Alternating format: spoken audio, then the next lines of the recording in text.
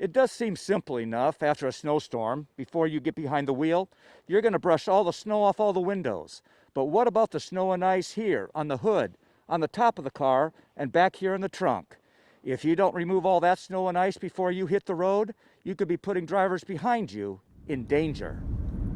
The dark and sometimes treacherous driving days of winter, especially after several bouts with ice and snow. And I'm terrified. If I hadn't faced my fears this storm, I wouldn't be at work today. We caught up to Carmen Campbell after she got off work.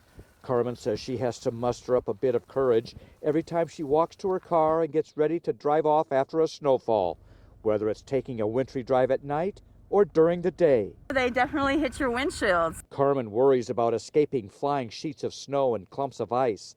She says it's happened to her more times than she wants to remember, swerving and braking and sometimes heading for the ditch. Having things falling out in front of you isn't fun. And then when you're already scared on top of that, makes it worse. There are plenty of reasons why some drivers say they don't clear off all that ice and snow. I don't ever clean it off. I don't have the time, so when it's cold, I just go. I feel bad.